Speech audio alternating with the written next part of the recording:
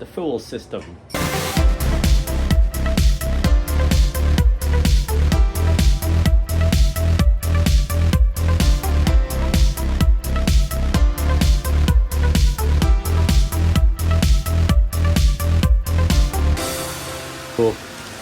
I have got a Walbro fuel pump, so that's going to have to get upgraded at some point. I'm sure that won't be a straight swap, so that'll be fun. I've done a full pump before in a brick. It wasn't the most fun job, but you know, we'll get to that at some point. The other end of the fuel system, got our fuel pressure regulator. After some research, I found that I could use our returnless fuel rail without modifying it. So this is the plan, and I believe it's a thing. We've got our fuel pressure regulator here, which we can set at 3 bar or so. This little vacuum nipple giggity goes on to, well, not necessarily in that manifold, but it links into a boost reference. So the more boost we have, the more fuel pressure we gain, because the boost kind of pulls from the fuel injectors or something. You know, it's not really complex. Just the more boost you have, you need to add that equivalent PSI in fuel pressure to keep your fuel pressure at a steady level. So if we're 3 bar of fuel pressure and we have 1 bar of boost, once we go up to 1 bar of boost, we actually need 4 bar of fuel pressure to keep the 3 bar reading. Yeah. Anyway, back to what I'm planning with this. Normally you would have this after the fuel rail, and then it would bleed fuel back to the fuel tank on the underside here. But what I'm thinking of doing is have this before the fuel rail and have this bleed back down to manage the pressure in the fuel rail. So it's kind of a bypass system. This might be easier to explain on the whiteboard, you know. Let's do that. Here is kind of my idea in the most basic form. You've got your tank, just kind of making this up as I go along, with your fuel pump in here. And then you've got your rail, your fuel rail with your injectors.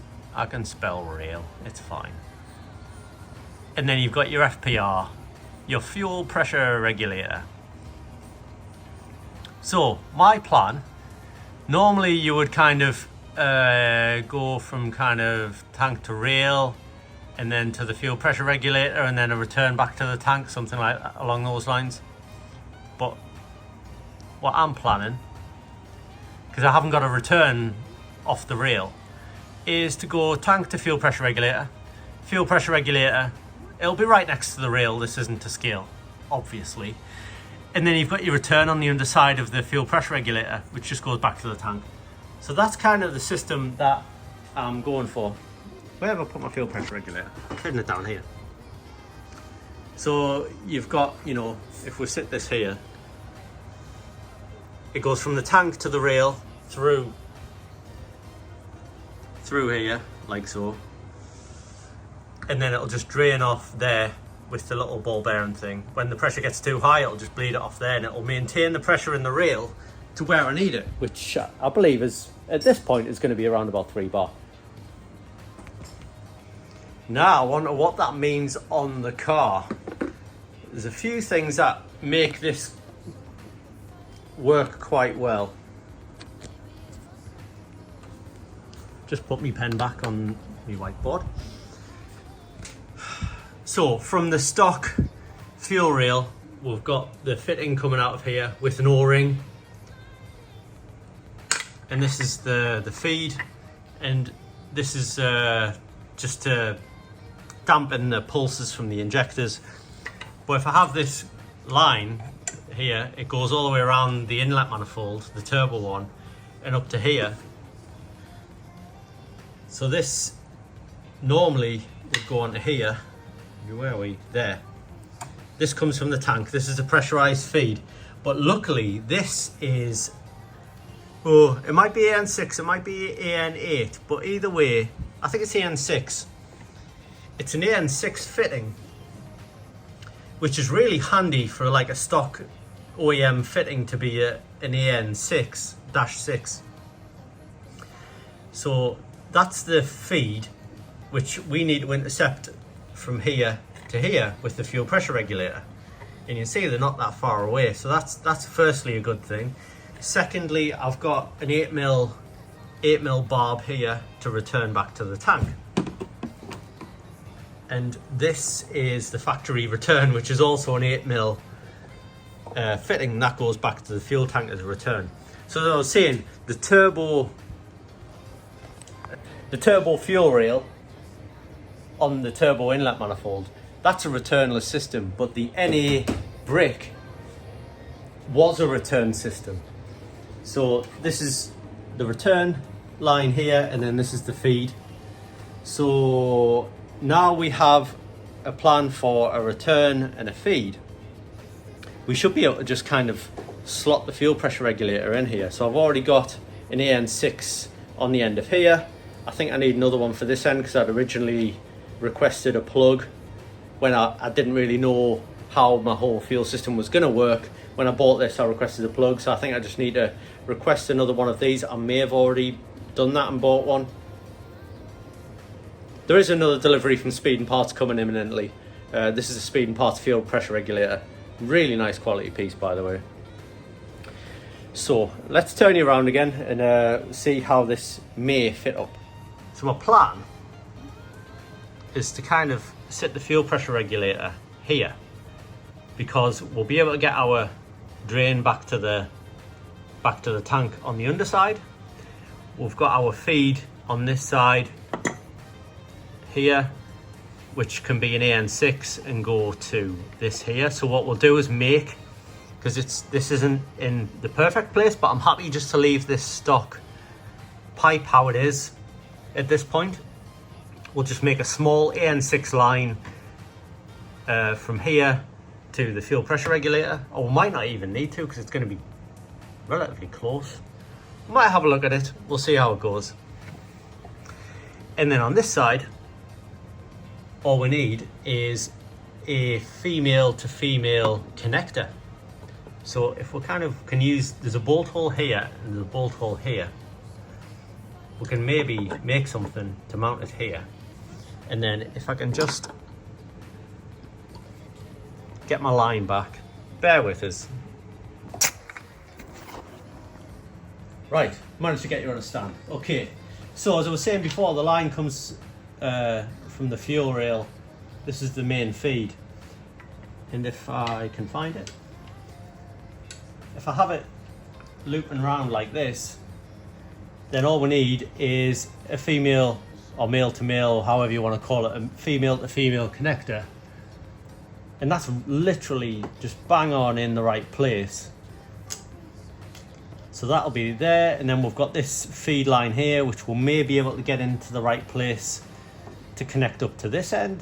So the green one here goes onto this end, and then this here, this black one, this is just a soft line which can go on the underside here, like so. So without really doing anything special,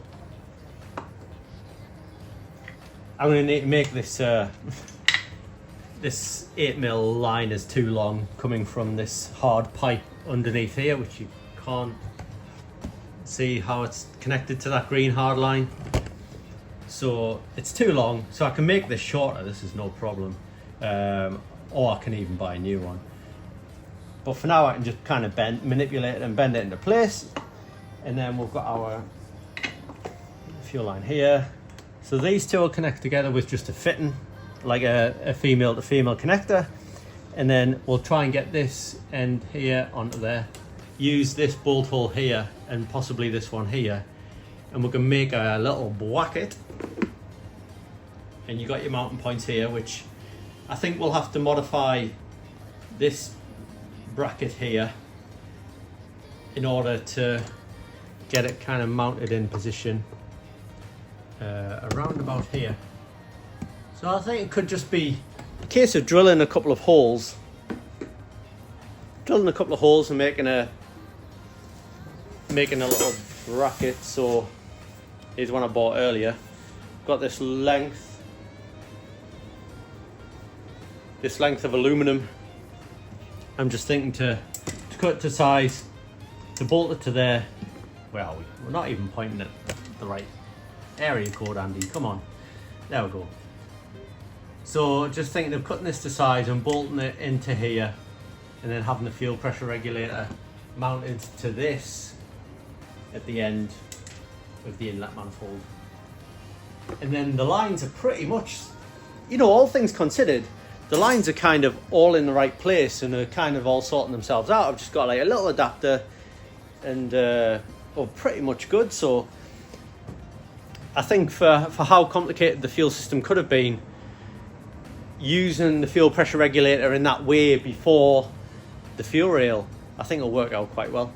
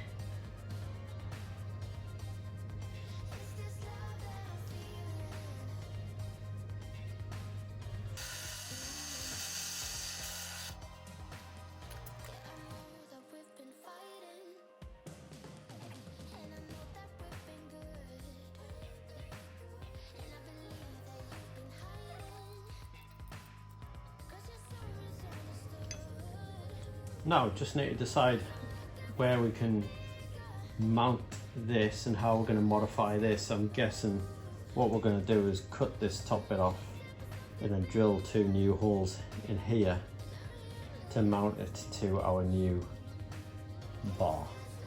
And basically this bit here, it's bolted in this side just to stop this from rotating.